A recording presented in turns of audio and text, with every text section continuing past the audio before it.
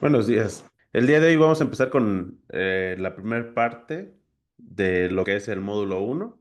Hoy vamos a platicar de las generalidades de lo que es la salud pública. Empezamos con esta primera diapositiva y la primera pregunta que se plantea para iniciar la clase de hoy es precisamente la que pueden observar acá en la parte de abajo. Y la pregunta es, ¿cómo creen que la salud pública afecta su vida diaria, incluso si nunca van al hospital?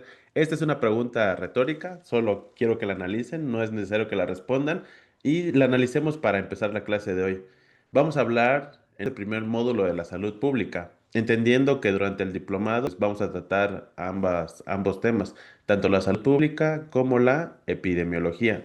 Algo muy importante es que la salud pública tiene esta segunda palabra que se refiere al aspecto público. Es decir, vamos a enfocarnos a todo lo que tenga que ver con la salud poblacional. Vamos a dejar a un lado lo que es la salud particular, la salud de una sola persona y nos vamos a enfocar a todo. Una cosa muy importante es que cuando la salud pública logra su objetivo, las personas no tienen que visitar el hospital o si visitan el hospital, lo hacen de manera muy escueta, muy rápida. Eso es algo muy importante. Mientras que para la medicina normal, la salud a la que estamos acostumbrados, sí influye la prevención primaria, prevención secundaria y sobre todo el aspecto curativo. Aquí lo más importante va a ser el aspecto preventivo, que podamos hacer todo lo posible porque las personas no tengan que llegar al hospital. Y algo muy importante de esta materia o de la salud pública es que incluyen un esfuerzo multi e interdisciplinario. En este caso yo soy médico, pero en la maestría de salud pública he tenido compañeros que incluso son del área de economía, porque al final de cuentas, cuando veamos en la siguiente clase las determinantes de la salud, vamos a encontrar que hay muchos frentes para poder influir en la salud de las poblaciones. Algo muy importante es que, aunque no siempre lo hacemos de manera consciente, la salud pública está en muchos aspectos de nuestra vida. La mayoría de las personas piensa, las personas que no son del área de la salud o que no tienen conocimientos de salud pública, piensan que la medicina o la salud solo influye en el aspecto hospitalario. Pero recordemos que tenemos una evolución natural de la enfermedad y antes de que esta enfermedad se pueda detectar, tiene una evolución en la que no da síntomas. Y una vez que se diagnostica, tiene un periodo de tratamiento y un periodo de recuperación. Es en estos aspectos que la salud pública va a entrar en juego. Pasamos a la siguiente diapositiva. Vamos a empezar con el concepto de salud pública.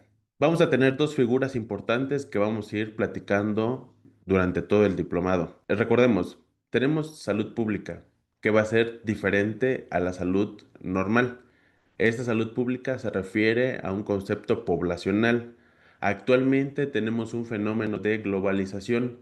Las distancias cada vez son menos. Actualmente, anteriormente, la comunicación de una región a otra podía no darse o si se daba tardaba mucho tiempo. Actualmente tenemos una comunicación muy estrecha con diferentes regiones del mundo y la otra cuestión es que actualmente los tiempos de traslados son cada vez menos y hay una comunicación muy importante entre diferentes regiones, lo cual ha llevado a hablar a un nuevo concepto que actualmente es la salud global. En este caso, nosotros nos vamos a enfocar a la salud pública, pero muchos de los conceptos que vamos a estar platicando durante este módulo y durante todo el diplomado son totalmente aplicables a la salud global. Entendiendo que tenemos un fenómeno de globalización, el fenómeno de salud tiene que estudiarse y entenderse a nivel mundial. Precisamente por eso tenemos dos instituciones que nos importan mucho. La primera es la Organización Mundial de la Salud y la segunda es la Organización Panamericana de la Salud. En este caso, la Organización Mundial de la Salud, que la vamos a estar abreviando como OMS o la OMS, es el organismo internacional no gubernamental que se encarga de ver toda la cuestión de medicina preventiva y salud pública a nivel mundial. En nuestro caso, nos interesa conocer la que ve en nuestra región, la región de las Américas. En este caso sería la Organización Panamericana de la Salud o abreviado como OP. Cuando mencionemos a la OMS, vamos a estar hablando de que nos referimos al organismo mundial y cuando platiquemos de la OPS vamos a estar hablando específicamente de la región o del organismo que se encarga de revisar nuestra región. Y precisamente aquí tenemos la primera definición de salud pública.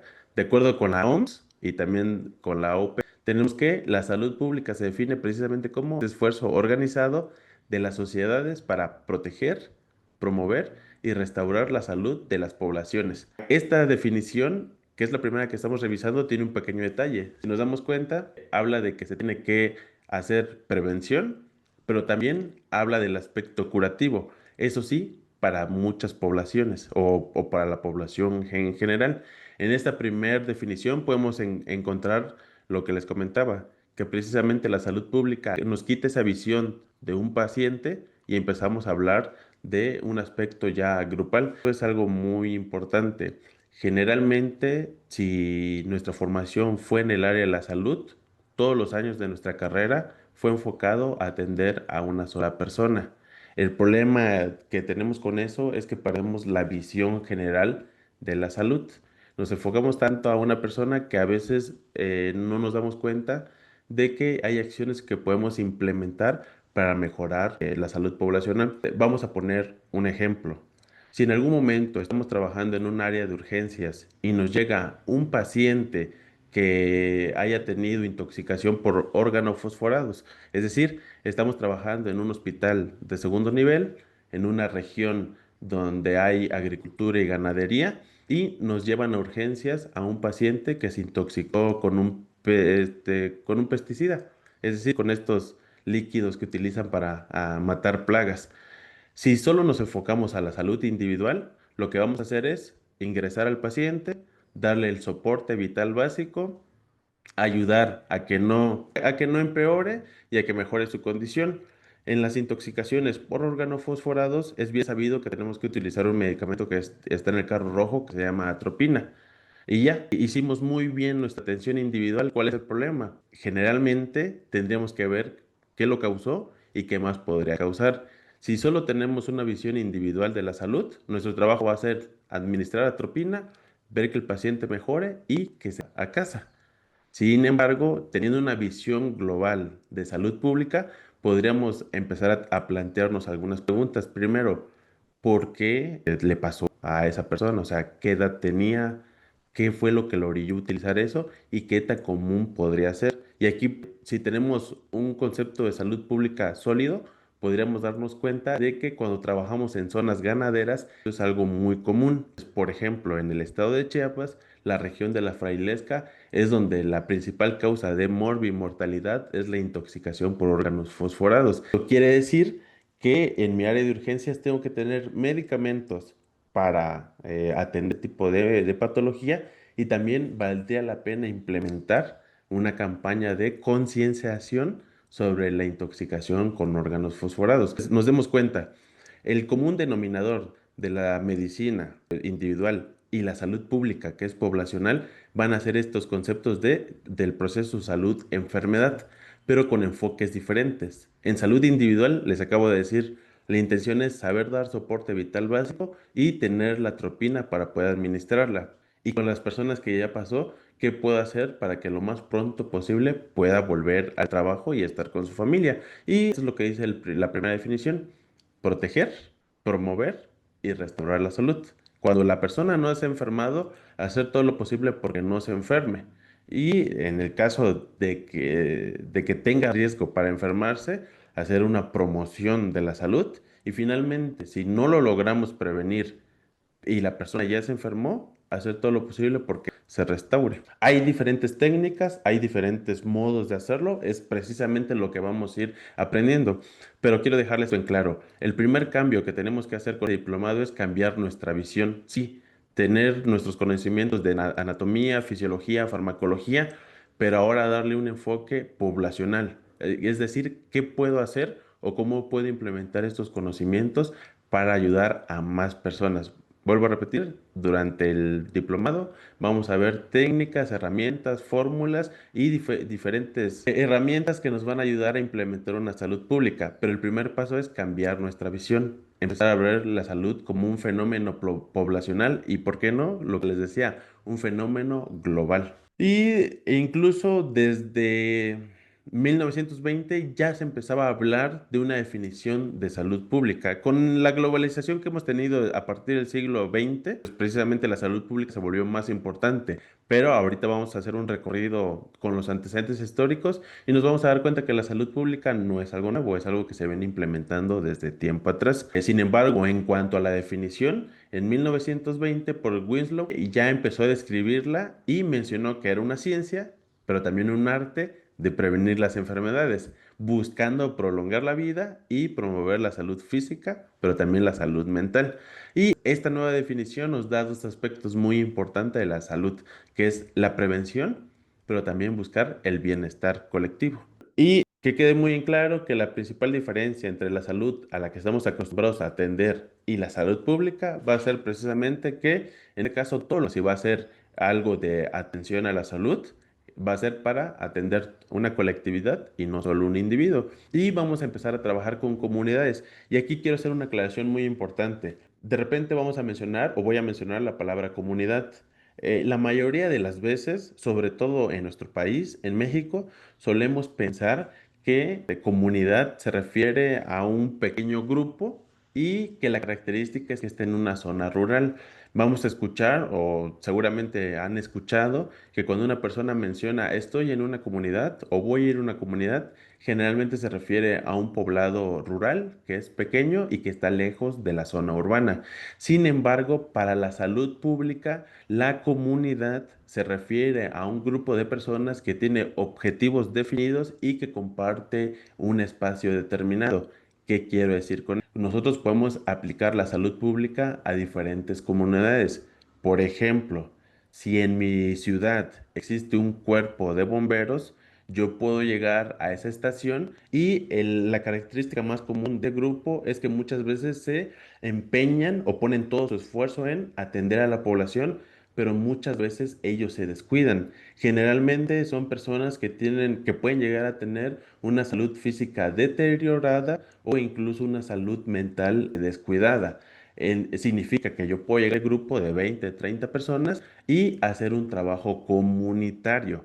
Quiero que entendamos esa diferencia. Aunque la mayoría de las veces en México solemos pensar que la definición de comunidad es un grupo rural, realmente no. La característica de una comunidad es que tenga un objetivo definido y, por ejemplo, los conocimientos que adquiramos durante el módulo, bien un centro de salud, que puede ser un hospital, podría volverse su comunidad y ahí mismo aplicarlos esta cuestión de salud pública. Por ejemplo, ¿qué suele pasar con nosotros los médicos? Muchas veces, por dar la atención a la población, hacemos doble o doble dos turnos y descuidamos nuestra salud física. Se podría implementar un programa de prevención, tanto prevención de la depresión como prevención del burnout para no llegar a tener problemas de salud.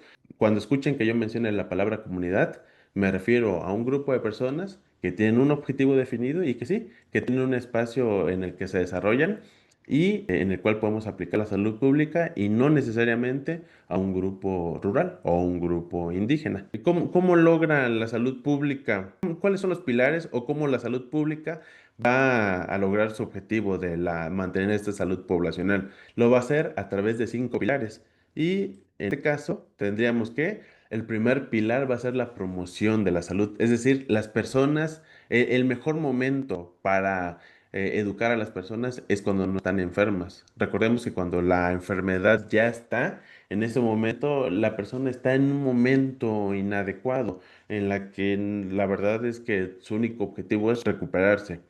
Cuando las personas no están enfermas, es el mejor momento para propiciar un mejor estado de salud. El primer pilar de acción de la salud pública va a ser la promoción de la salud.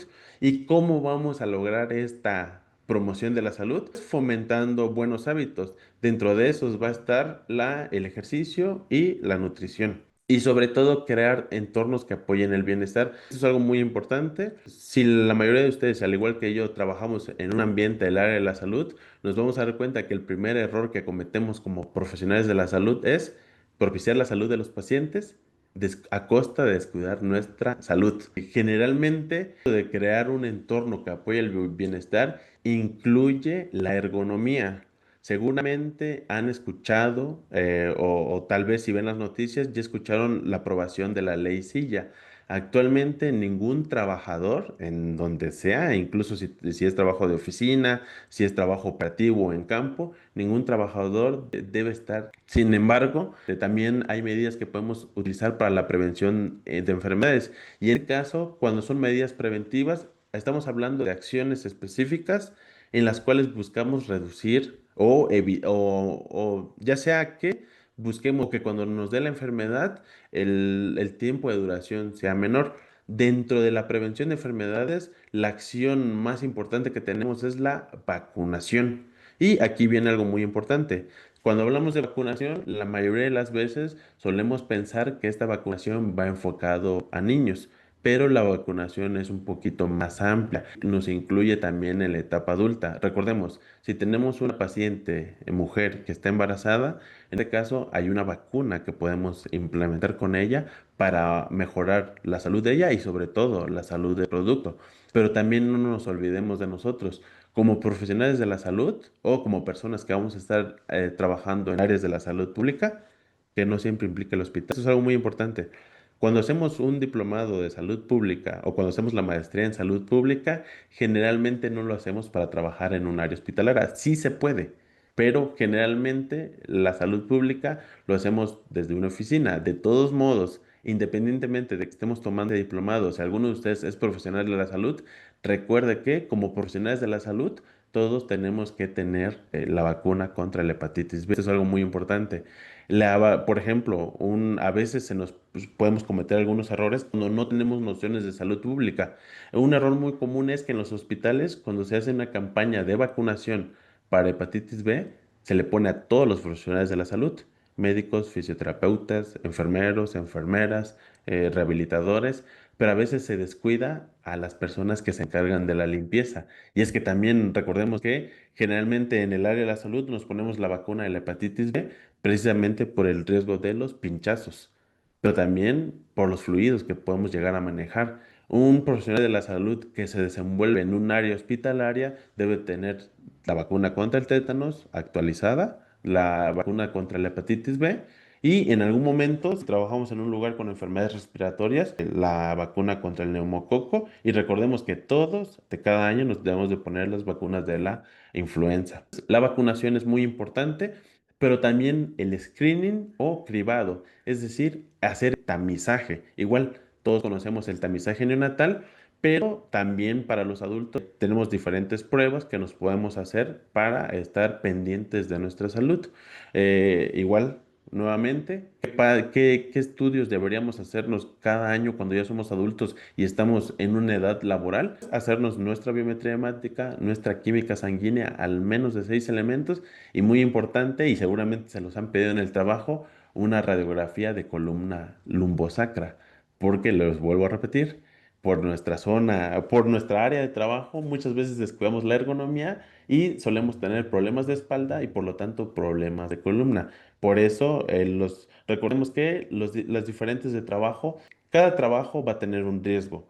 El riesgo puede ser bajo, mediano o alto riesgo. Dependiendo qué riesgo tenga el trabajo, es el tamizaje, el cribado o screening que le vamos a hacer para las enfermedades que puede tener. Generalmente, la mayoría de los profesionales de la salud tenemos un mediano riesgo. ¿Para qué? Para enfermarnos. Eso es muy importante estar haciendo el tamizaje.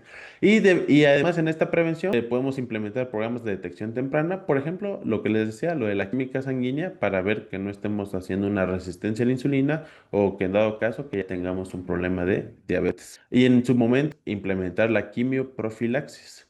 Por ejemplo, cuando nos ponen flúor en los dientes para prevenir que no tengamos un problema de caries en el futuro. Además, vamos a tener una protección de la salud. Y en este caso es, sobre todo, controlar riesgos ambientales, pero también laborales, alimentarios y del agua. Una realidad que tenemos en nuestro país y también en general, en cualquier parte de México, una realidad que tenemos es que nuestra agua potable no es potable como tal. Es decir, el agua que conocemos como potable, que dentro de todos los aspectos es una agua limpia, en términos generales no es agua bebible. Realmente nosotros ya estamos conscientes de que el agua que viene de la llave en nuestra casa no es apta para consumo. Sí es apta para lavarnos los dientes, para lavar lo que tengamos que lavar en casa, trastes, ropa, pero sabemos que no es apta para consumo. Sin embargo, no debería ser así. Y nosotros tenemos ese contraste con personas que vienen de otro país donde verdaderamente tienen agua potable. Aquí viene algo muy importante. Debido a que no tenemos una agua potable, es muy importante clorar el agua. Cuando estamos en un hospital o en una clínica, generalmente uno de los programas que tenemos que implementar es estar viendo la cloración del agua porque en todo nuestro país el agua no es potable. O sea, hasta cierto punto es limpia. Definitivamente no es la misma que vemos en la calle. Sí, es un agua transparente, es agua limpia, pero no es potable. La principal herramienta que tenemos es clorarla. Ya más adelante veremos cuál es más o menos cómo debemos de clorarla y qué se puede hacer, pero eso lo hacemos mucho en los hospitales y también deberíamos hacerlo en casa. Pues, protección de la salud es, en este caso, identificar qué factores del ambiente, es decir, en mi área de trabajo o en casa, tengo que debo modificar para que no me vaya a enfermar. Una de esas es precisamente el agua y el correcto limpiado de los alimentos. Y generalmente es raro, a menos que algo común en el norte del país es que ahí sí los riesgos ambientales muchas veces tiene que ver con materiales peligrosos porque es una zona industrial. Generalmente en el sur no tenemos tanto ese problema porque no, o sea, casi no tenemos fábricas que utilicen materiales químicos. Sin embargo, nuestro riesgo ambiental sería muchas veces la no potabilización del agua. También tenemos otro aspecto muy importante y que vamos a estar viendo cuando platiquemos de epidemiología, que es la vigilancia epidemiológica. Si ya tenemos que una persona se enfermó, es muy importante identificar si esta enfermedad es o no de vigilancia epidemiológica. Tenemos precisamente nuestra norma oficial mexicana número 17 que nos habla de qué enfermedades sí van a ser de vigilancia epidemiológica. Hay algunas enfermedades que cuando las detectemos, en ese caso no hay tanto problema porque no hay riesgo de contagio. Pero cuando una enfermedad sí tiene el riesgo de contagio, muchas veces tenemos que hacer un estudio de brote o incluso hacer un cerco epidemiológico. Este tipo de temas y conceptos los vamos a revisar mucho en la cuestión cuando estamos viendo epidemiología. Por lo pronto, solo hay que recordar que México tiene un sistema de vigilancia epidemiológica y esta vigilancia epidemiológica consiste en la recolección, el análisis e interpretación de datos en salud. Por eso, cada semana nosotros tenemos que entregar nuestro famoso SWIBE, es decir, todas esas enfermedades que son de vigilancia epidemiológica vienen plasmadas en el SWIBE y cuando nosotros las encontramos en consulta, las tenemos que marcar y tenemos que ver si, eso sí, muchas enfermedades son de reporte para la vigilancia epidemiológica, pero algunas van a necesitar algo que llamamos estudio de caso. De todos modos, cómo hacer un estudio de caso, cuándo hacer un cerco epidemiológico, ya corresponde a epidemiología. Por lo pronto, el día de hoy estamos haciendo la introducción a lo que es el tema de la salud pública. Solo tener en mente que muy importante para la salud pública va a ser la vigilancia epidemiológica. Al final de cuentas, el sistema de reporte es lo que permite a la salud pública detectar si hay una tendencia o incluso si ya está ocurriendo un brote. Y finalmente, el pilar de la salud pública es cuando ya se reportó a través de nuestro sistema de vigilancia epidemiológica que existe un brote, en este caso hay que detectar si tenemos una emergencia sanitaria y lo que se busca es hacer una respuesta rápida, pero también una respuesta coordinada. ¿Y qué se busca? En este caso, detectar de si como tal ya se está generando un brote y hacer todo lo posible para que no se siga, digamos que no siga creciendo o no se siga expandiendo y que por lo tanto no nos dé una epidemia, que actualmente todos hemos escuchado de la pandemia porque tenemos el caso reciente del COVID-19. Entonces, la intención es hacer un control del brote para que no siga avanzando. Pero también la salud pública entra en juego para los desastres naturales.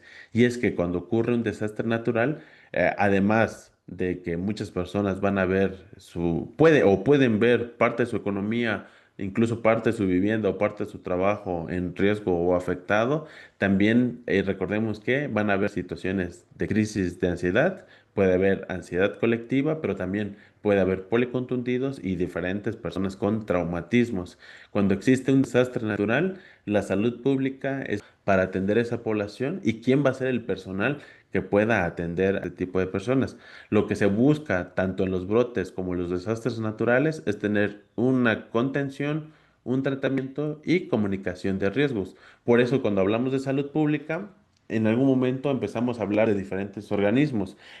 Cuando hablamos de salud, y lo vamos a ver en una diapositiva más adelante, estamos acostumbrados a hablar de por Secretaría de Salud, IMSS Bienestar, ISSSTE, incluso Secretaría de Marina y el Ejército. Sin embargo, cuando tenemos un brote y una emergencia, ya entran en juego diferentes organismos, como por ejemplo la Cruz Roja Mexicana, pero también Protección Civil. Haciendo un recordatorio y viendo cómo ha evolucionado la salud pública a través del tiempo, nos vamos a dar cuenta que no es algo nuevo. Realmente, conceptos de la salud pública se vienen utilizando desde el inicio de la civilización. Y es que, por ejemplo, tenemos o sabemos que en el caso de la civilización romana en Italia, ellos tenían acueductos y lo que hacían era llevar agua.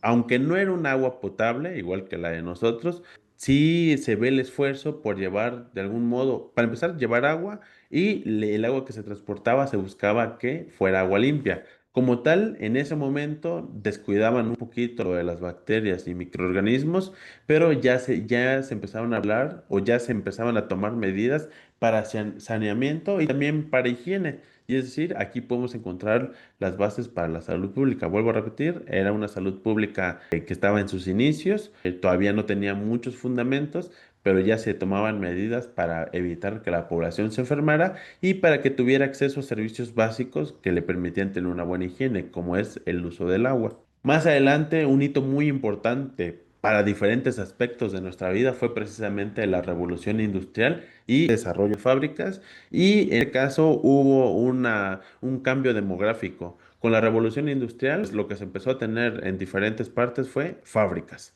fábricas que producían bienes.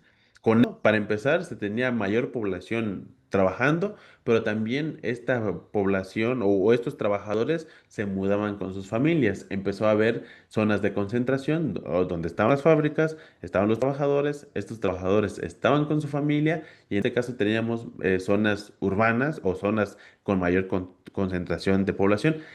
¿Cuál fue el problema con que se empezó a notar que había hacinamiento? Para empezar, muchas familias tenían que vivir cerca de la fábrica y lo otro es que con el empezaron a tener más hijos. Y estamos hablando de 1800. La higiene no estaba tan bien desarrollada como actualmente. Actualmente tenemos el lavado de mano, tenemos el baño diario, tenemos el cepillado. En ese momento no estaba. Era una situación de hacinamiento. Estamos hablando de que eran más personas que vivían más cerca y que por lo tanto producían más basura.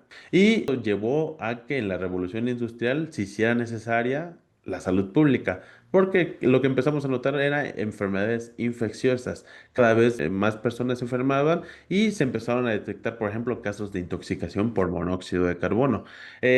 Algo muy importante es que cuando tenemos conocimientos de salud pública y epidemiología, a donde quiera que vayamos a trabajar, vamos a empezar a buscar la información. ¿Qué pasa si yo estaba trabajando en una zona ganadera y ahora me mueven a la zona de los Altos de Chiapas, donde ya no hay tanto ganado, o como tal no es una zona ganadera y la agricultura es mínima?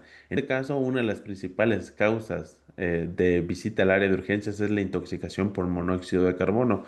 Acá muchas personas, sobre todo en tiempo de frío, para calentarse encienden carbón y provocan que la habitación se llene de monóxido de carbono y muchas veces se intoxican, muy diferente a las patologías de la zona ganadera. Esto nos permite saber a qué nos vamos a enfrentar cuando estamos trabajando en un centro de salud o en un área de urgencias de un hospital. Entonces, la revolución industrial fue muy importante porque se empezaron a hacer estudios de por qué la gente se está enfermando, qué está pasando.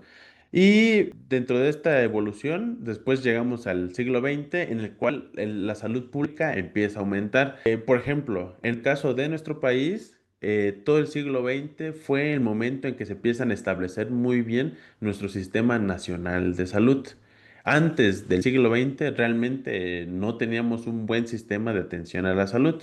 Es en la mitad del siglo XX, es decir, de 1940, 1950 y en adelante, que se empiezan a establecer bien los organismos que actualmente conocemos. Es decir, que actualmente nuestro sistema de salud tenga una atención a población abierta a través del IMSS Bienestar, a población trabajadora a través del IMSS ordinario y a población trabajadora del Estado a través del ISSSTE, es algo reciente. Realmente estamos hablando del siglo pasado para acá que se ha implementado ese sistema de salud. El siglo XX como tal, a nivel mundial, fue una de las mejores épocas para el desarrollo de la salud pública. Y es que en el siglo XX se empezó a hablar ya, ahora sí, de un esquema de vacunación. Para empezar, se empezó con una vacunación masiva y en nuestro país se estableció lo que es el esquema de vacunación, es decir, las vacunas que deben de tener cada uno de los niños dependiendo de qué, en qué edad se encuentre. Y por ejemplo, tenemos un hito muy importante que es que la poliomielitis dejó de ser una enfermedad de importancia epidemiológica. Actualmente podemos todavía encontrar personas con secuelas por poliomielitis, pero los casos como tal ya están controlados, ya no es una epidemia y cada vez está, les vuelvo a repetir, lo que actualmente encontramos son personas que quedaron con algún problema en las extremidades por haber padecido esta enfermedad. Y actualmente tenemos un mejor control de las epidemias de manera más sofisticada, pero como podemos ver hace algunos años, en el 2020 sobre todo, aunque tenemos un sistema robusto para control de epidemias, no siempre estamos a la vanguardia para controlar procesos virales. En la salud pública tenemos diferentes agentes causales. Dentro de los agentes causales, los problemas bacterianos, actualmente tenemos un buen stock de antibióticos para poder atacarlos, pero contra los virus todavía no tenemos algo. Se ha desarrollado retrovirales, se ha desarrollado, tenemos el interferón, tenemos medicamentos como el aciclovir, pero todavía no tenemos un medicamento que nos ayude a atacar a los virus. Por eso, a pesar de que tenemos un buen sistema de control para epidemias bacterianas y de hongos, cuando tuvimos el uso de ivermectina, realmente no ayudaban en nada. En su momento se creyó, actualmente sabemos que no. No eran medicamentos que nos podían ayudar. Independientemente de eso, el siglo XX fue un buen momento y la verdad es que sentíamos que teníamos un sistema robusto y bien fundamentado, pero en el 2020 pudimos darnos cuenta de que no es así. Fue un recordatorio impactante de que la salud pública tiene que estar bien desarrollada, debe haber inversión a la salud pública y necesitamos, en este caso, salubristas, es decir, personas con conocimientos, o sea, tomar un diplomado, tomar una maestría o tomar una especialidad. Actualmente hay licenciatura en salud pública. Los salubristas somos muy importantes en el sistema de salud porque cuando ocurre una epidemia o en este caso cuando ocurre una pandemia es cuando más se necesita conocimientos de salud pública. En este caso, pues ya todos pudimos experimentarlo. El hito en la salud pública nos demostró que sí, definitivamente tenemos una salud global.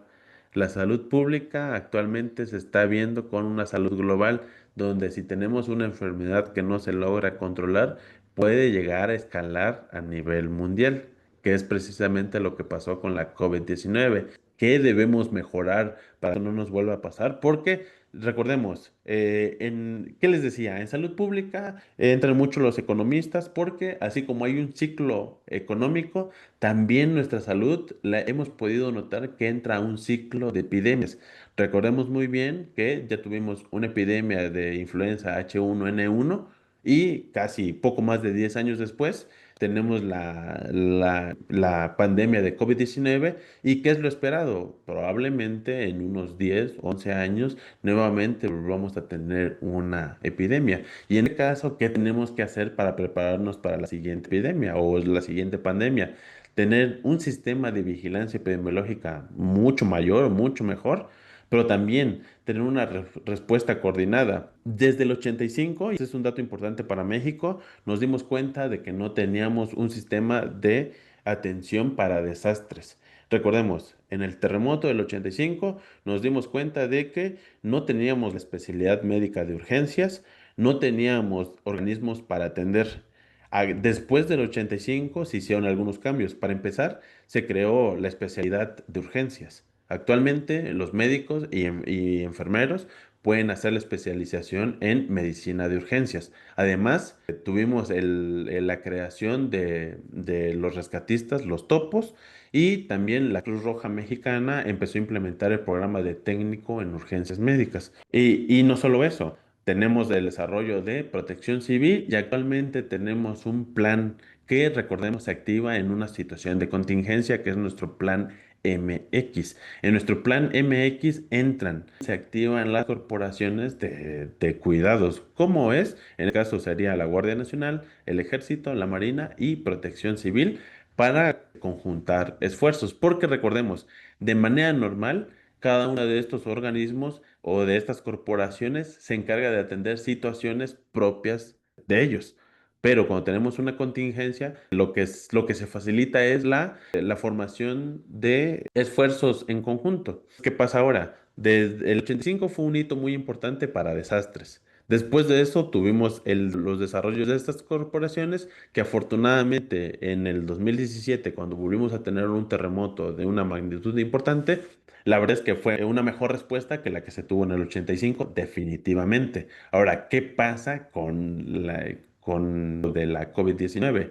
Tenemos nuevos cambios. Se ha tratado de organizar de mejor manera cómo se va a hacer la vigilancia epidemiológica, cómo hacer un cerco epidemiológico y, sobre todo, saber que las contingencias ya actualmente pueden escalar a nivel mundial.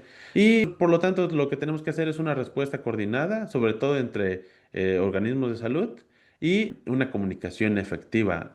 Un problema que llegamos a tener precisamente en el 2020. Esta comunicación efectiva, habían diferentes esfuerzos. La verdad es que nuestro sistema de salud trató de hacer todo lo posible por atender la pandemia que estábamos viviendo.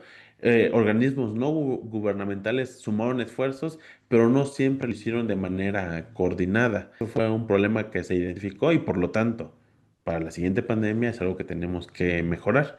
¿Y qué pudimos detectar? Que de manera normal la investigación de los laboratorios es lenta, pero algo que se provocó en 2020 fue precisamente la innovación en vacunas y, sobre todo, en tratamientos, pero también en estudios, para que los protocolos de determinar un tratamiento para cierta enfermedad era lento.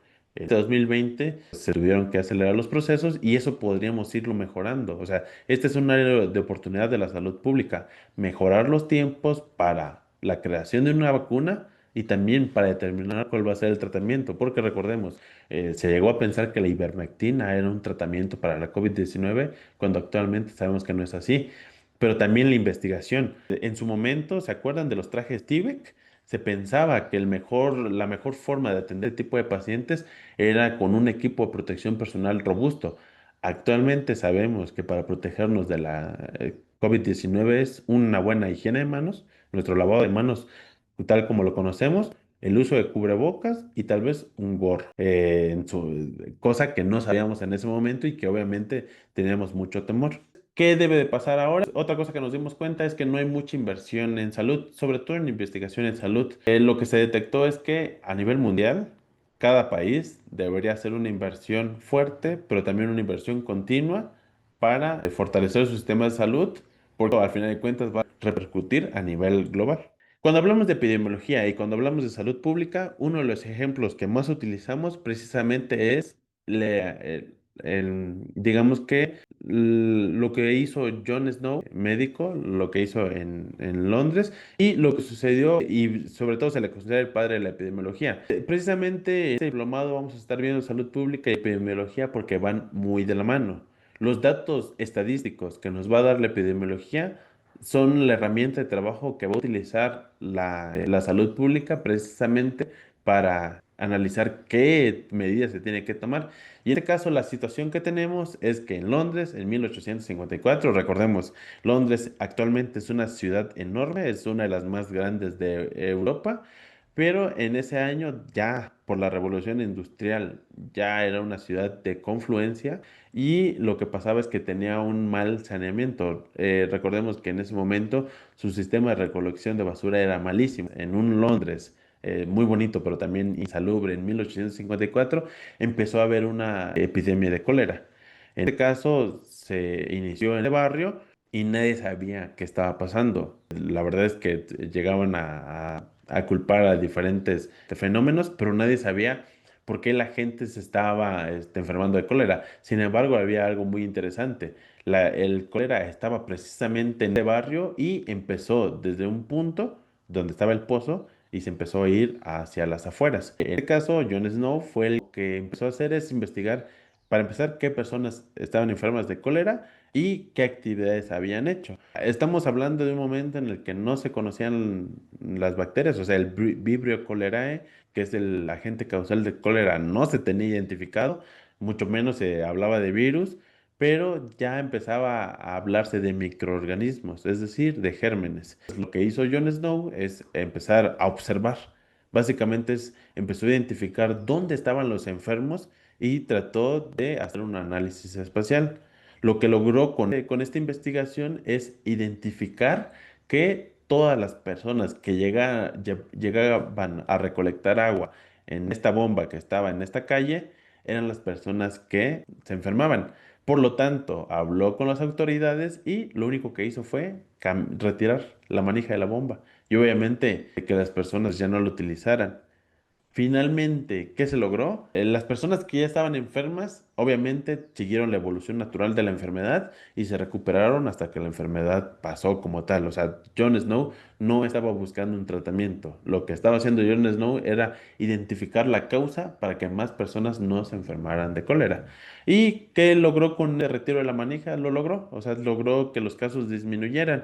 Y a pesar de que muchas personas ya estaban enfermas y no había tratamiento para ellas, en este caso sí logró salvar a muchas más personas y con eso demostró que cuando se hace un análisis de cómo se va originando un brote, puedes tomar medidas para que no siga creciendo y no se vuelva una epidemia. Se resaltó la investigación de campo, pero sobre todo la intervención. Jon Snow es como tal el padre de la epidemiología, pero lo que él hizo o la epidemiología que él empezó a sustentar fue lo que ayudó a crear las intervenciones en salud pública. Por eso van muy de la mano. Son las 8:53. Se nos vamos a tomar unos minutos de descanso para que vayan al baño, para que tomen agua y volvemos a las 9 en punto para continuar con el tema. Unos minutos de descanso. En el área de chat pueden dejar sus dudas y a las 9 en punto las reviso para irlas respondiendo. De acuerdo, vamos a continuar con la clase. Antes de presentar las diapositivas, tenemos una pregunta en el área de chat. Y la primera pregunta menciona, ¿salud pública también implica la elaboración de políticas, normas, lineamientos, etcétera, destinados a la prevención y promoción de la salud? Y la respuesta es sí. Como vamos a ver más adelante, una de las funciones de la salud pública es contar con una vez que tenemos los conocimientos de cómo prevenir o atender un fenómeno de salud, lo siguiente es crear una norma o un lineamiento para poder atender. Y voy a mencionar un ejemplo. Recordemos que en la etapa neonatal o en el recién nacido hay muchas cosas que tenemos que revisar. Obviamente tenemos que revisar que tenga buena audición, que tenga visión, le ponemos su vitamina K, ya. En algún momento todos hemos visto cuidados mediatos e inmediatos del recién nacido. Pero recordemos, dentro de la exploración física del recién nacido, tenemos que hacer las maniobras de Barlow y Ortolani. ¿Qué busca detectar eso? Un problema que se llama displasia de cadera. ¿Cuál es el problema de la displasia de cadera? Que en nuestro país ya se está, como tal, no es un problema de salud pública en este momento, pero se ha visto que los pocos niños que llegan a tener displasia de cadera les va muy mal. Por eso, actualmente, en la atención del recién nacido, se hizo la norma o está normado, incluso está, digamos que ya hay una ley para que se tenga que revisar. ¿Qué se detectó? Que como tal, vuelvo a repetir, la displasia de cadera en el paciente neonatal no es un problema de salud pública porque no todos los niños la tienen, pero es un problema muy importante en la etapa del niño y del adolescente porque son niños que no pueden caminar bien. ¿Qué se hizo?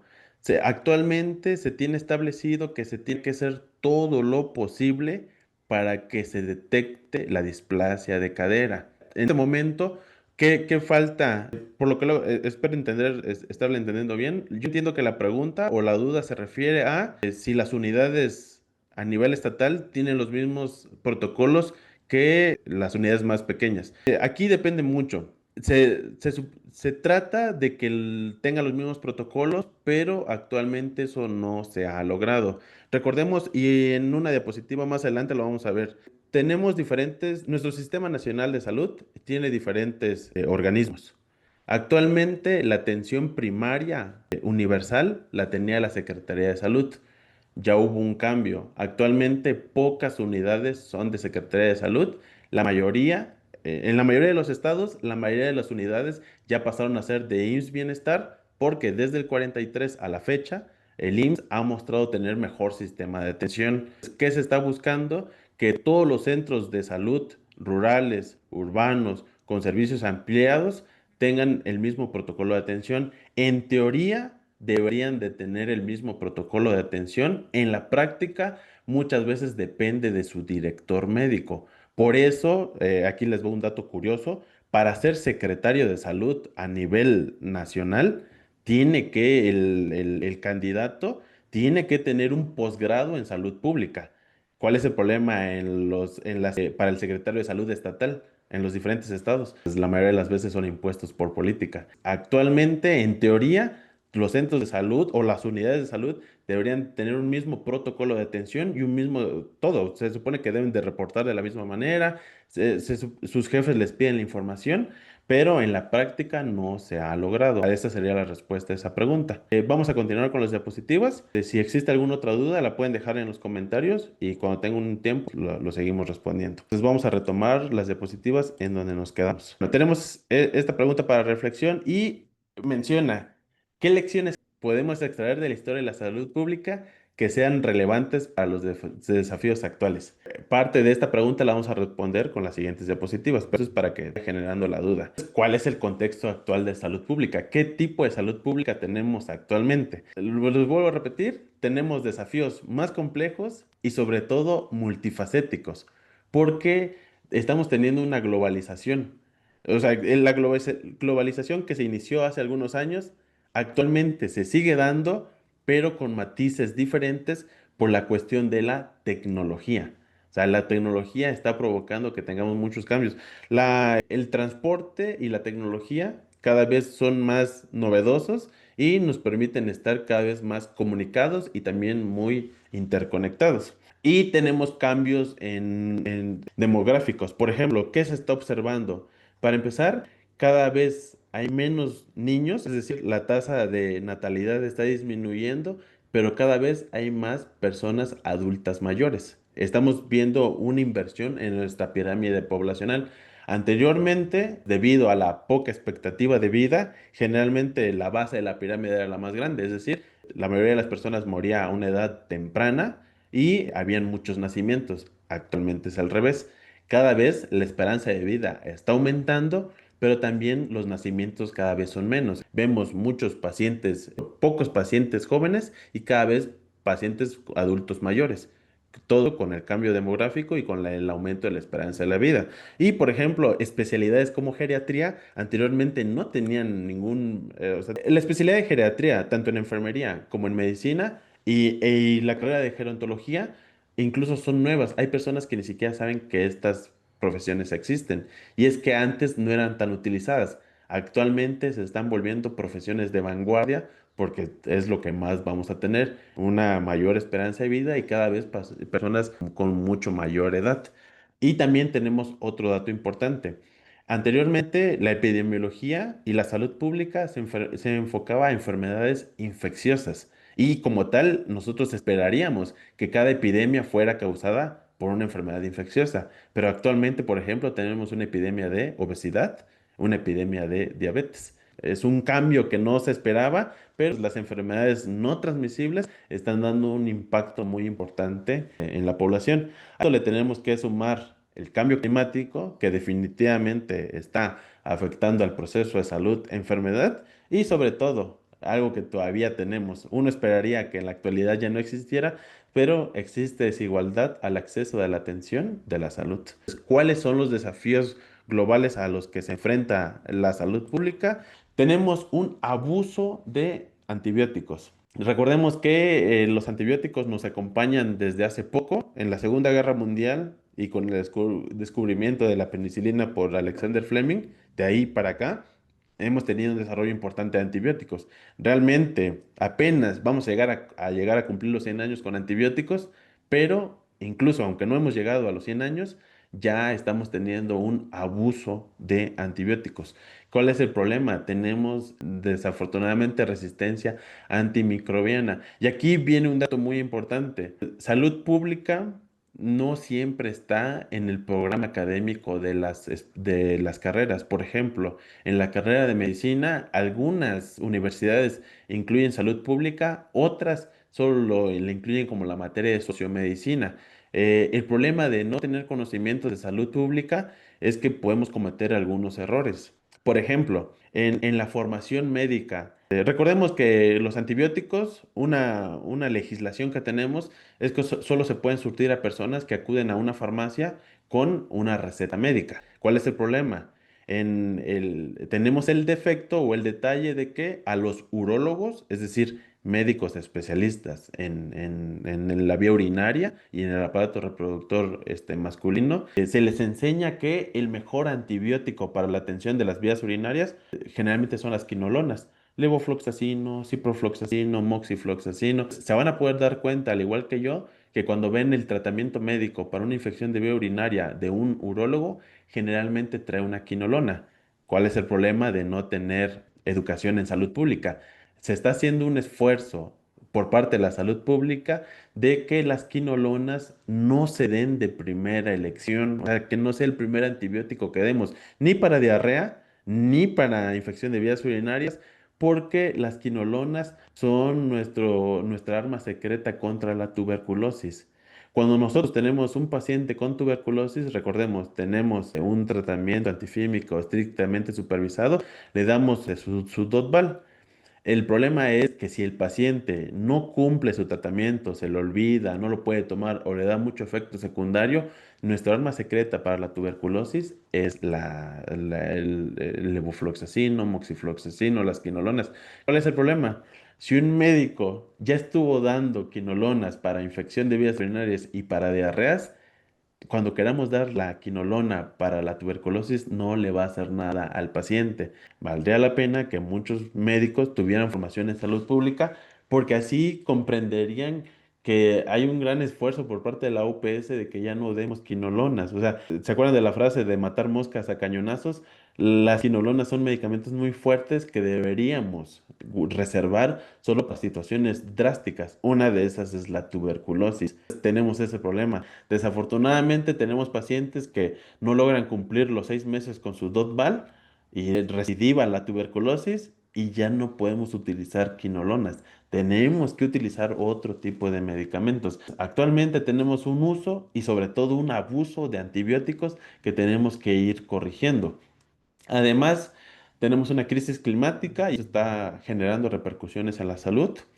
Pero también algo muy importante, recuerden, ya tuvimos la epidemia de influenza H1N1. Después tuvimos la pandemia de la COVID-19. En este caso, pues, es muy importante que en los próximos años nos preparemos para una siguiente pandemia, porque eso se ha visto que ocurre de manera cíclica. E incluso si no ocurre una pandemia, recordemos, los desastres naturales pueden ocurrir en cualquier momento y tenemos que estar listos. Y sobre todo empezar a identificar qué promoción a la salud se puede hacer para atender las enfermedades crónicas degenerativas y que no son transmisibles. En el caso, la diabetes y las enfermedades cardiovasculares. Y algo muy importante, la salud mental. Y aquí el consejo es que no solo propiciar la salud mental de las demás personas, también la nuestra. Recordemos, por ser del área de la salud, tenemos el doble de riesgo para desarrollar depresión que las personas que no se dedican a nuestra profesión. Entonces es muy importante fomentar la salud mental en la población, pero también cuidar la nuestra. Aquí hay dos medidas que podemos implementar. Por ejemplo, la OMS puso a nuestra disposición incluso la aplicación. Tenemos los manuales, tenemos una herramienta que se llama MHGAP, que en algún momento vamos a platicar, que nos sirve para nosotros, sin ser psiquiatras, pero con esa herramienta en nuestro celular, poder detectar qué persona tiene un problema de salud mental para poder derivarlo en su momento a un especialista. Pero o sea, el objetivo no solo es utilizar la guía MHGAP y ya.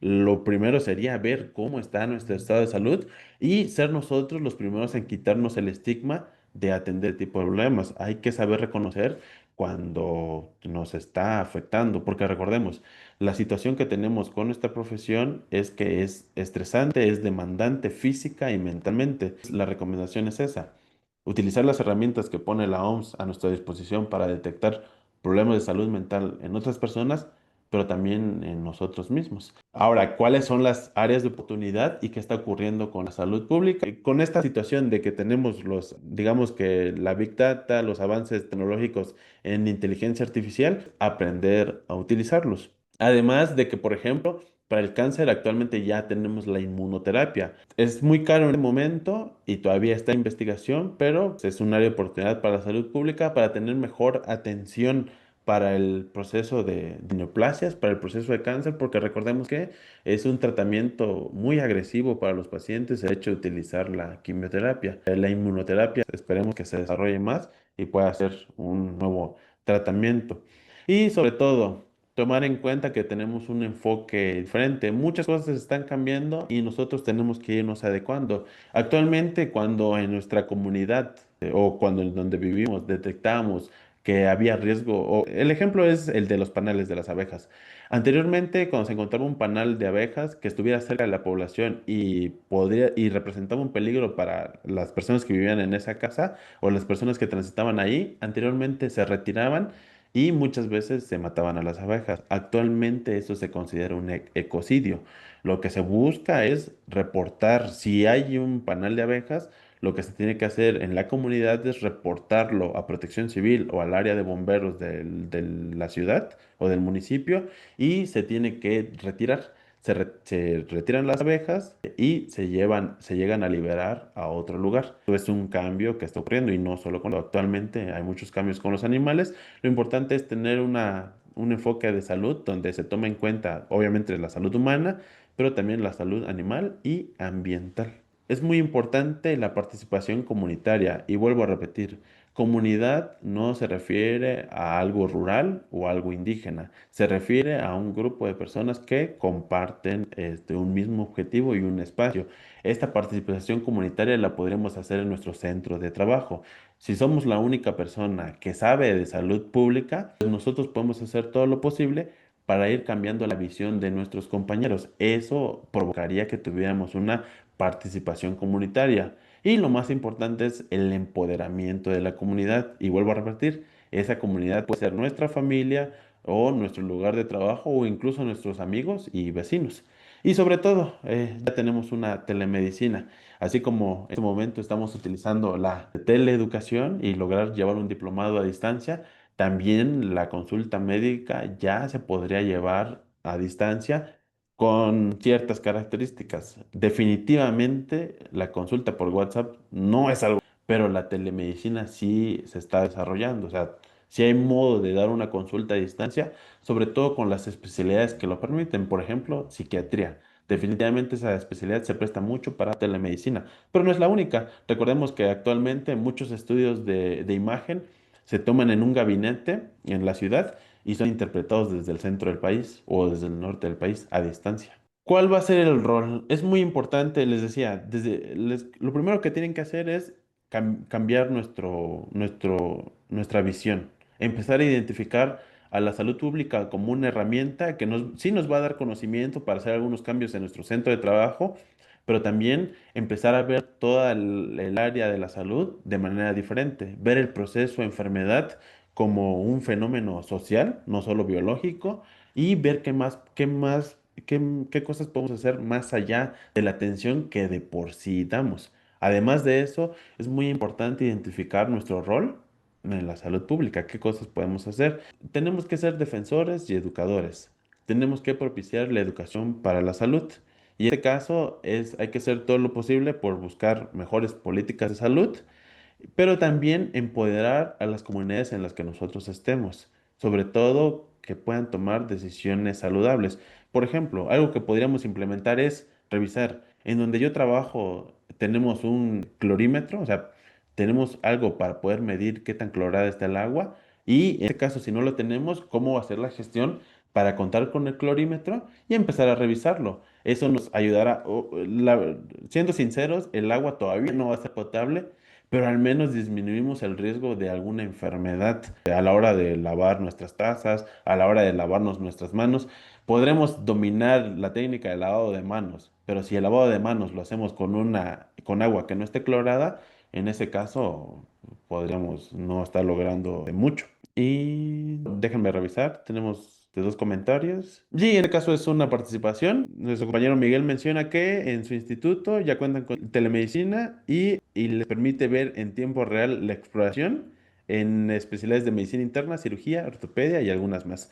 Sí, está evolucionando. Lo importante es aprender a utilizarlo y ver cómo se puede beneficiar para la salud pública. Y eso está muy excelente. Los programas de sesiones psicológicas. Recordemos, el paciente más importante somos nosotros y en este aspecto de la salud mental es importante que cuidemos nosotros nuestra salud mental y podamos propiciar la salud mental de las otras personas. Excelente, excelente comentario. Además, hay que ser investigadores y analistas. Algo muy importante es que hay que, en donde estemos trabajando, empezar a identificar los patrones de enfermedad y ver qué intervención se puede hacer. Lo que les comentaba de la situación de la frailesca en el estado de Chiapas es una situación que la jurisdicción que se encarga de ver esa región no estaba analizando. El hospital de concentración que estaba ahí atendía muchos casos de intoxicación por órganos fosforados y realmente nunca tomó una medida preventiva.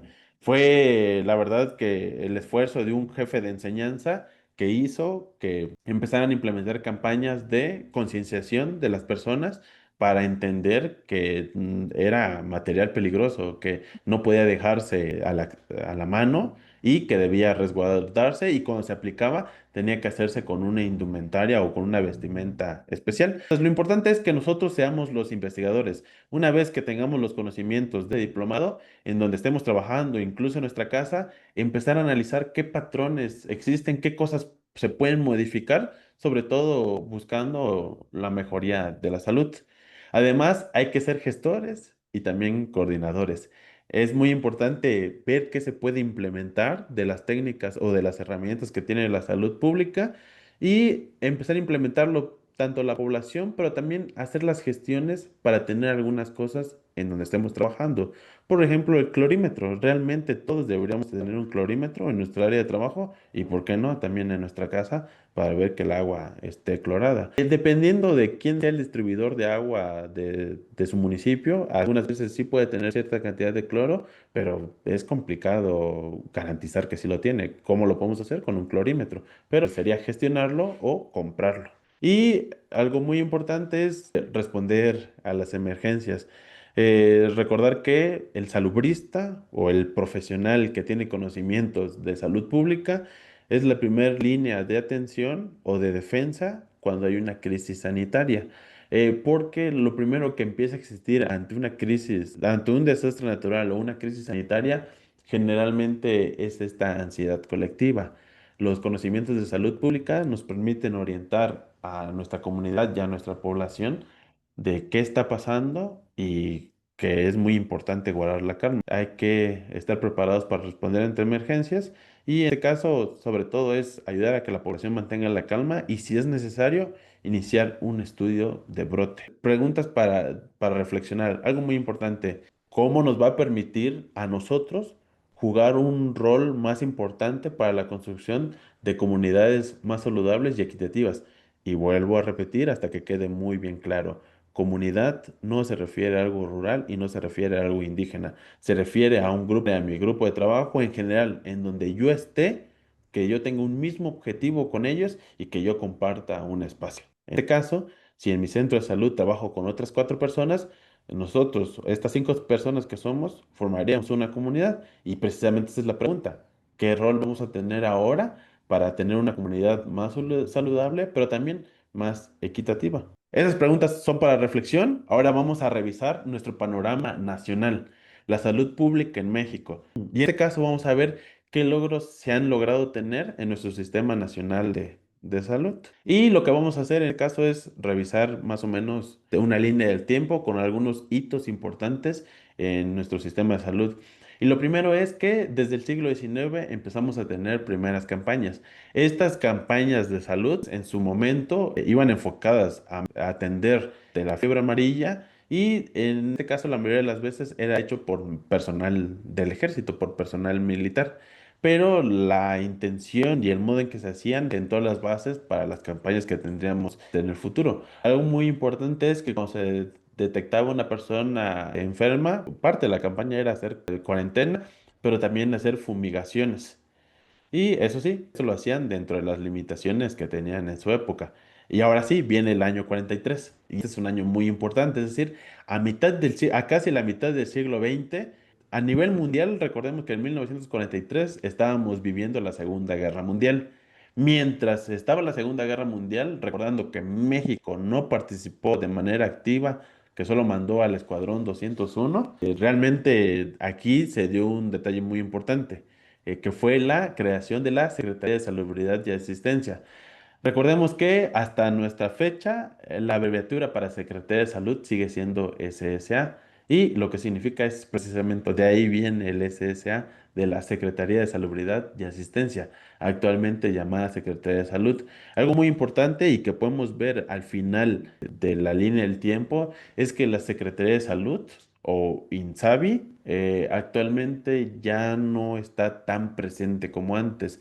La mayoría de las unidades pasaron a ser del IMSS Bienestar. Está habiendo un cambio que ahorita vamos a detallar. De todos modos, en 1943 se crea la Secretaría de Salubridad y Asistencia, la SSA, y en este caso ya es la encargada de coordinar y dirigir toda la atención a la población, sobre todo no derechohabiente. ¿Y qué es lo que buscaba? Darle una atención médica universal. Ya hemos visto que no lo logró y que por eso actualmente está el IMSS Bienestar. Y esta es tenemos una nueva pregunta en el área de chat y me pregunta, ¿qué herramientas se pueden utilizar a nivel hospitalario para detectar alguna problemática de salud colectiva del personal de salud?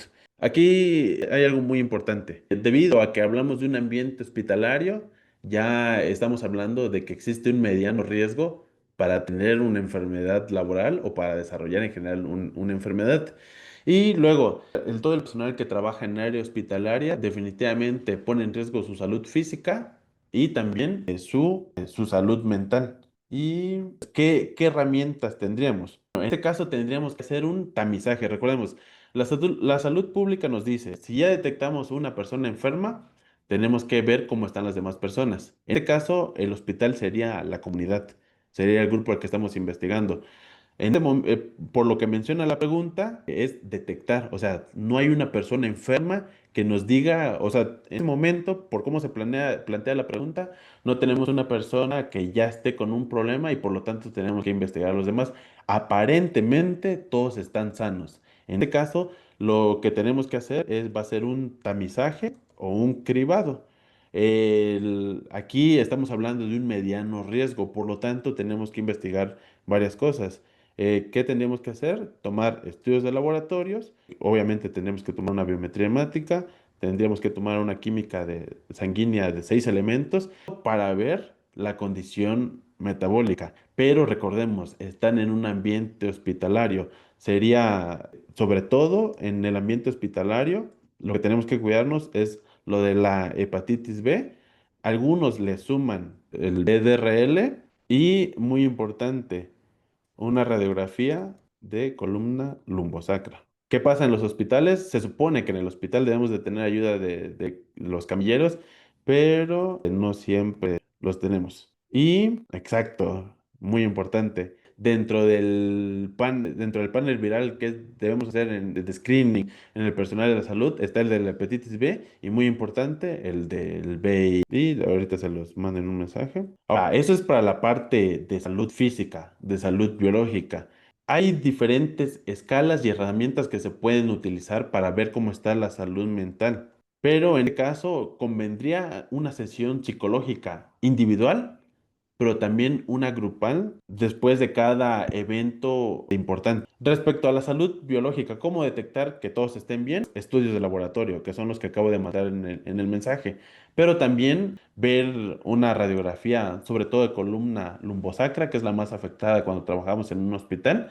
Eso sería en cuanto a la salud biológica. Ahora, ¿qué pasa con lo psicológico? Implementar dos cosas. Si no ha habido un evento estresante en el hospital, valoración psicológica individual, es decir, pasar con el psicólogo, no necesariamente con el psiquiatra en el momento, no, a menos que hayan datos muy importantes. Pero cuando estamos hablando de detectar, no hay tanto problema. Recordemos, si va a ser un proceso de detección, puede ser directamente el psiquiatra o puede ser el psicólogo.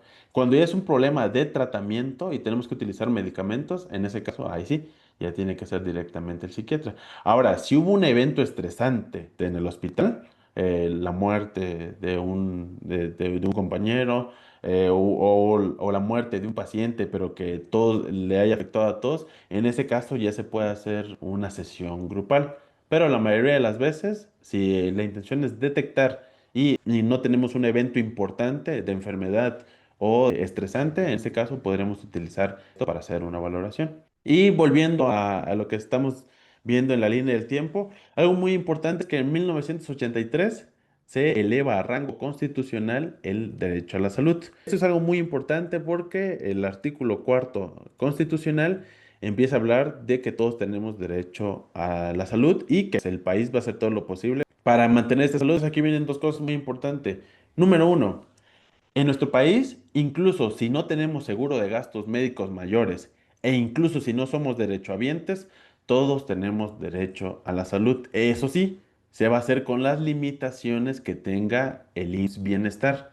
En 1983 se elevó a rango constitucional el derecho a la salud.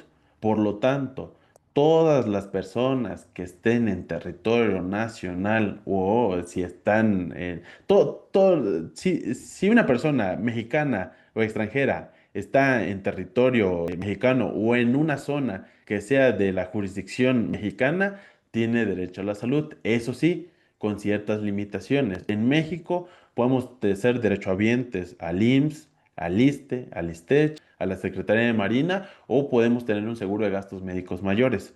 Si no tenemos ninguno de esos dos, es decir, no tenemos derecho a bien, si no tenemos seguro de gastos médicos mayores, aún así tenemos derecho a la atención de la salud, pero a través del IMSS Bienestar. Es decir, con las limitaciones que tiene, tardar para atendernos una consulta o incluso que a veces no hay insumos, pero como tal, la atención a la salud y el derecho sí lo tenemos. Después, un intento muy importante de la Secretaría de Salud fue que en el 2003 nació el Seguro Popular y con eso se creó el sistema de protección social en salud, el Seguro Popular. Ya no está, recordemos que desde el 2020 no está, pero ¿qué se buscó con el Seguro Popular? Dar una cobertura universal. La intención desde que se creó la Secretaría de Salud en 1943 era dar una atención universal y de calidad. No se logró. Después trató de dar la derechohabiencia al Seguro Popular, que actualmente ya no tenemos y que desafortunadamente tampoco logró dar la cobertura universal. Actualmente, ¿qué está pasando? Tenemos una transición. El IMSS, el Instituto Mexicano, el Seguro Social, se creó, es una institución que se creó para la población trabajadora. Eso sí, desde que se creó hasta la fecha, ha demostrado tener una buena atención a su población trabajadora, pero hay que atender a la población en general. De todos modos, la Secretaría de Salud, que desde 2020 para acá había sido el INSABI, y se dio el poder y actualmente toda la infraestructura, personal de trabajo, infraestructura y todo lo que tenía la Secretaría de Salud, actualmente pasó a ser administrado por el IMSS Bienestar. Una realidad es que todavía existen unidades que todavía está a cargo de la Secretaría de Salud. Y otra cosa muy importante es que las jurisdicciones sanitarias que corresponden a la Secretaría de Salud todavía están activas. La transición todavía se está dando. En el caso de Chiapas, la transición aún continúa y el objetivo es que el IMSS Bienestar se quede con la atención sanitaria de la población y que la Secretaría de Salud, a través de sus jurisdicciones, se encarguen de controlar y vigilar todo lo que es vacunación. O sea, no va a dejar, no va a tener tanto control y todavía se va a encargar de lo que es la vacunación. Entonces es lo que estamos viendo actualmente para la población en general. Porque si tenemos una persona que es de derechohabiente al ISFAM, que es derechohabiente de Pemex, realmente no hay cambio. El cambio que estamos viendo acá es para la población, para el público en general. Es decir, las personas que no tienen derecho a biencia y que no pueden costear un seguro de gastos médicos mayores. Porque recordemos, y ahorita lo vamos a ver, en nuestro sistema de salud tenemos varias instituciones. Ahora, ¿cómo está la arquitectura de nuestro Sistema Nacional de Salud? A grandes rasgos tenemos diferentes instituciones que nos van a ayudar a atender a la población enferma. Y a grandes rasgos vamos a tener un primer grupo para institución del ámbito privado. En el ámbito privado no se puede atender no se atiende el público en general, se atiende a las personas que pueden pagarla o que tienen un seguro de gastos médicos mayores. Hospitales privados, los más conocidos, depende del estado, van a haber unos u otros, pero hay cadenas de hospitales muy bien conocidos, por ejemplo, el Grupo Ángeles, por ejemplo, Médica Sur y, por ejemplo, los hospitales MAC. Son hospitales privados y su atención es a través de costear la atención o de tener un seguro de gastos médicos mayores. Después tendríamos, ahora sí, las instituciones de salud. Y en este caso, dentro de las instituciones, las más conocidas son la Secretaría de Salud, que recordemos que se transformó en INSABI y que se dio su poder actualmente al IMSS Bienestar. Pues lo que mayormente tenemos ahorita es el IMSS Bienestar y la intención del IMSS Bienestar es dar una cobertura universal y dar una atención de calidad a todas las personas que residan en el país. Eso es algo muy importante. Si tenemos una persona extranjera con un estado legal o ilegal, el IMSS Bienestar no se fija en eso. Realmente el único que necesita son sus datos y la atención se lo otorga. Esto es algo muy importante porque luego trabajamos con población migrante y desafortunadamente hay personas que no les quieren dar atención a esta población. Y la verdad es que sí, sí la podemos atender, porque recordemos, la atención de la salud en México es de rango constitucional y la Constitución es aplicable para todas las personas que estén en nuestro país. Además, tenemos el ISSSTE, que en este caso, recordemos, el IMSS, Pemex, ISFAM, Secretaría de Marina y el ISSSTE como tal atienden a la población trabajadora de algún organismo como tal. Pero no son los únicos. Además, tenemos organismos no gubernamentales. En nuestro país tenemos la presencia de algunas instituciones que no son pertenecientes al gobierno, pero que nos ayudan a atender a la población que está enferma. Tenemos varios ejemplos. Uno de los más conocidos ajá, excelente. Recordemos, vamos a tener organismos nacionales pero también organismos estatales. En el caso de la Secretaría de Salud, tenía sus secretarías estatales. Actualmente, ¿qué pasa con el IMSS Bienestar? También está el IMSS Bienestar en general, pero también va a tener sus organismos OPD en cada uno de los estados.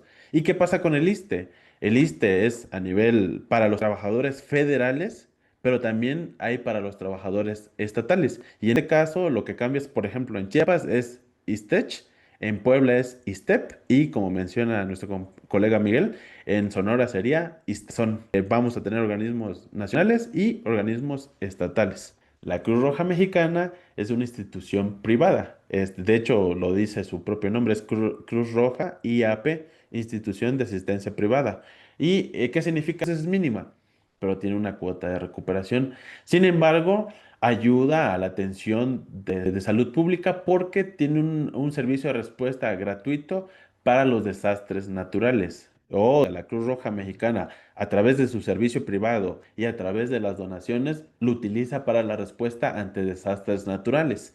pero también para su servicio de atención prehospitalaria. Esta es una excelente pregunta. Tenemos una pregunta en el área de chat y menciona, en estos casos, ¿qué autoridad se encarga de sancionar a un servidor público o institución hospitalaria pública que niegue el servicio de salud establecido a nivel constitucional? Esto es algo muy importante. Todas las instituciones tienen un número de quejas, sugerencias y felicitaciones o incluso de comentarios. Realmente no siempre lo sabe la población, pero es conocimiento que debería de tener. Vuelvo a repetir, que en 1983 hayan elevado a rango constitucional el derecho a la salud, significa que no se le puede negar. Eso sí, nadie está obligado a lo imposible. Se le va a dar la atención dentro de las posibilidades, porque recordemos, el IMSS Bienestar no tiene todos los servicios y no siempre tiene todos los insumos. Pero aquí viene algo muy importante. Muy diferente es decirle a la persona que no se cuenta con el insumo a definitivamente negarle la atención, cosa que sí ha pasado. En este caso, cada una de las instituciones tiene un número de quejas, sugerencias y felicitaciones. El IMSS, la Secretaría de Salud, tiene sus propios números y en general todos tienen sus números y lo que hay que hacer es emitir la queja. Aquí se vuelve un poquito complicado. De manera normal, ese número es al que se tiene que reportar la queja. En mi experiencia, solo el número de la Secretaría de Salud, como se va a nivel nacional, es el que tiene mejor respuesta. Tú emites la queja y lo que buscan es la conciliación.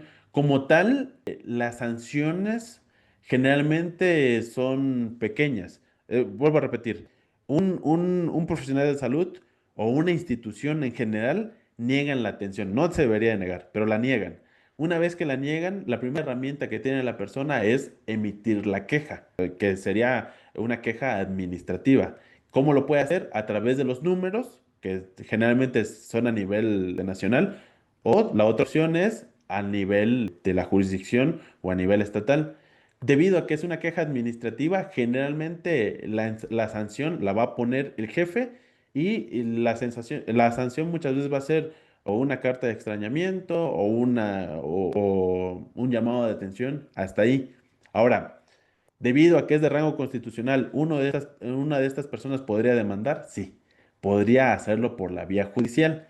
En ese caso, tendría que acudir a la fiscalía, emitir formalmente, o al Ministerio Público, emitir formalmente su demanda y ahí ya darle seguimiento. ¿Qué autoridad se encarga de sancionar? De manera inicial, el jefe de la unidad. Si no, en este caso, hay diferentes figuras. Por ejemplo, en el caso del IMSS Bienestar, actualmente tiene el director de la unidad médica, tiene supervisores zonales, tiene supervisores regionales y también tiene su supervisor o su delegado estatal. Y finalmente tiene su delegado nacional. Generalmente lo va a hacer un supervisor zonal o un supervisor regional, aunque cuando la queja escala y ya es una sanción de tipo, ya no solo administrativo, hablamos de por vía judicial, en este caso sería el delegado estatal o su encargado a nivel estatal. Sí, va a depender de qué tipo de quejas se está emitiendo y va a depender del puesto que tenga la persona. Estamos hablando de puestos operativos, porque también, si en una de esas visitas que llegan los supervisores, uno de los supervisores es quien pues, no da la atención o que niega la atención, se iría al jefe de ese supervisor. Espero haber respondido a la pregunta y si no, la pueden plantear de manera diferente. ¿Qué pasa con los organismos no gubernamentales? Tenemos varios organismos que nos apoyan y ya para terminar, les vuelvo a repetir, la Cruz Roja Mexicana tiene la dualidad, pero no es la única. En los diferentes estados van a haber diferentes organismos no gubernamentales que van a hacer lo posible por atender a la población para aumentar la cobertura, porque esta es una realidad. El Seguro Popular no lo logró, el INSABI no lo logró y en este momento pues le tenemos que dar el voto de confianza al IMSS Bienestar. Apenas está iniciando, pero sabemos que es muy complicado darle cobertura universal a la población mexicana y a la población extranjera que está en México. Precisamente por eso han nacido muchas ONGs que se encargan de dar cobertura a la población con escasos recursos.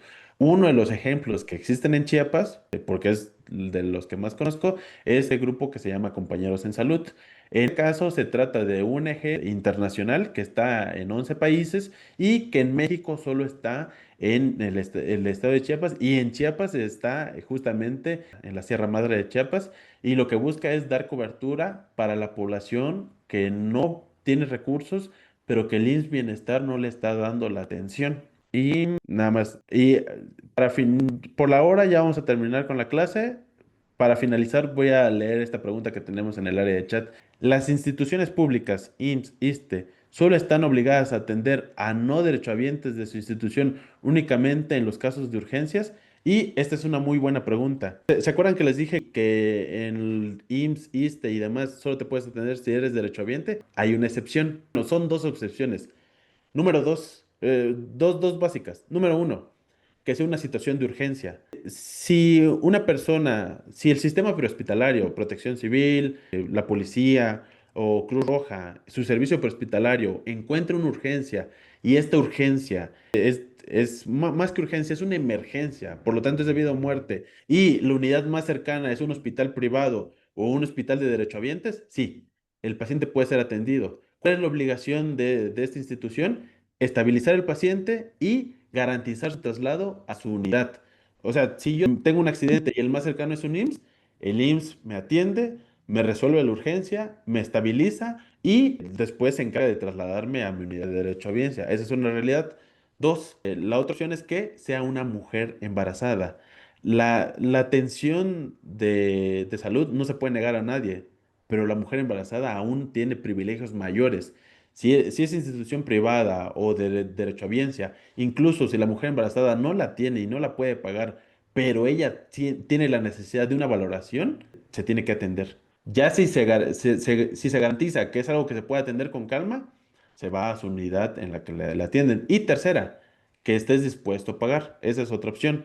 Por ejemplo, eres derechohabiente del IMSS, te llevaron al ISSSTE y te quieres quedar en el ISSSTE, puedes pagar la atención. Generalmente, Trabajo Social hace un estudio socioeconómico y verifica cuánto puedes pagar. Como tal, incluso las unidades que solo atienden derechohabientes o los institutos privados, incluso cuando no cumples el requisito para ser atendido, tienen que atenderte en una situación de urgencia. ¿Qué pasa si te la niegan? Puedes emitir una queja, aunque como estamos hablando de urgencias, no hay tiempo generalmente para hacer tipo de cosas. Son las 9:54, por lo pronto es todo. Nos vemos en la siguiente clase para continuar hablando del Sistema Nacional de Salud y seguir viendo ya las determinantes de la salud pública. Agradezco mucho su atención, que tengan un excelente fin de semana. Antes que nada, voy a agradecer al doctor, el docente el día de hoy por la clase. De igual manera, quiero agradecerles a ustedes, alumnos, por haber estado el día de hoy. Nos vemos la siguiente clase, que es el 30 de agosto. De todas maneras, en el grupo de WhatsApp, yo les estoy notificando, les estoy recordando. De igual manera, les estoy enviando el link de clase los días viernes para que ustedes puedan accesar el día sábado a sus clases. Cualquier duda, de igual manera, les vuelvo a repetir, quedo al pendiente de todos ustedes, me pueden mandar un mensajito, con mucho gusto, estoy para atenderlos. Que tengan un excelente fin de semana, éxito para todos y nos vemos en la siguiente clase. Muchas gracias. Gracias, Lee. Gracias, doctor. Un gusto. Buen fin. Muchas gracias, bonito fin de semana.